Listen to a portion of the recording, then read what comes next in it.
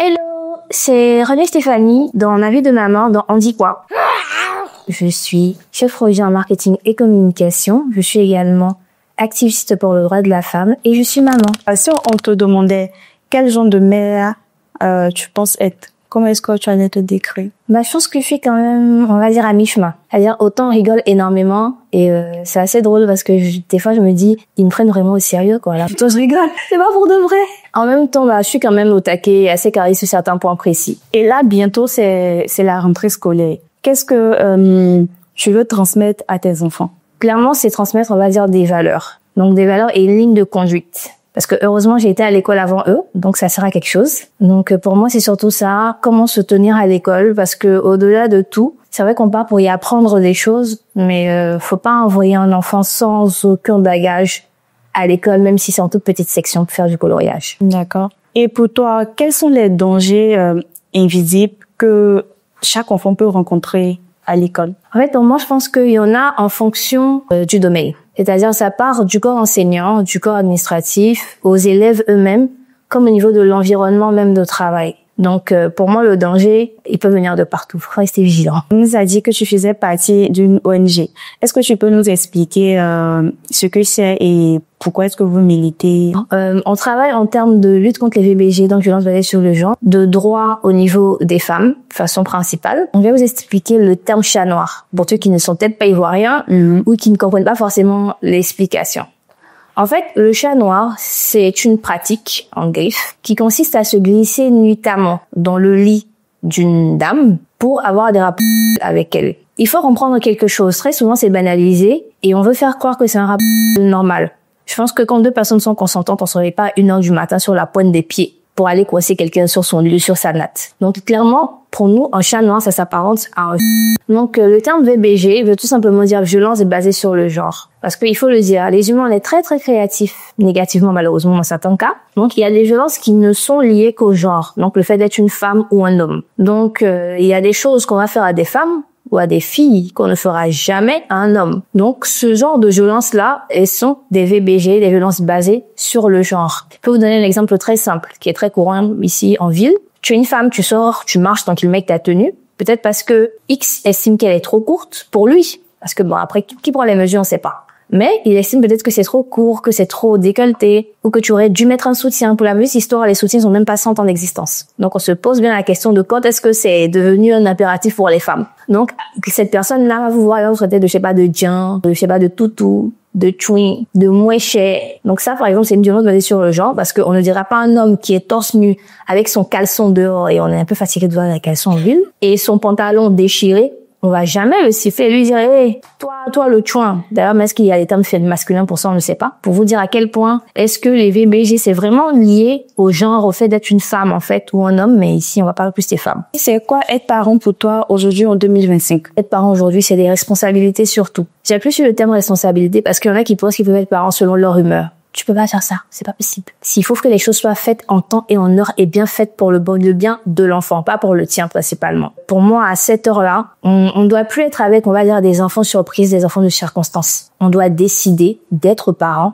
prendre les dispositions pour l'être ou pour ne pas l'être, ça dépend si on ne veut pas. Parce que tout le monde n'est pas obligé d'avoir des enfants. Comment est-ce que pour toi, on apprend à un enfant à affronter ce monde?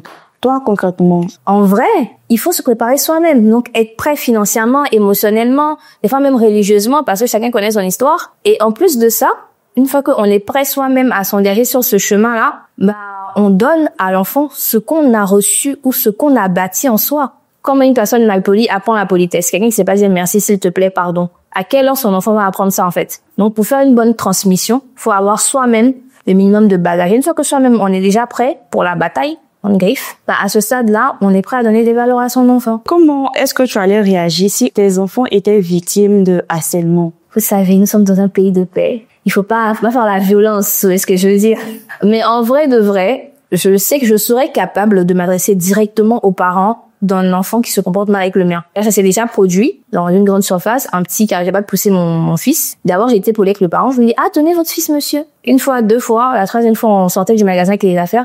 Et son fils a pris un cintre pour essayer de frapper le mien. Je lui ai retiré le cintre et je l'ai raccompagné chez son père et j'ai dit très fermement, tenez votre fils ou gardez-le chez vous, en fait. Donc, Très clairement, chez le parent, il va aller dire d'abord gentiment, ah bonjour madame, il y a un petit problème, il y a votre adresse qui a passé le mien, et essayer de lui parler. En fonction de la réaction, bon, nous sommes des Ivoiriens, nous sommes vigilants, nous agirons. Aujourd'hui, qu'est-ce que la maman Renée aurait aimé qu'on dise à la toute petite Renée?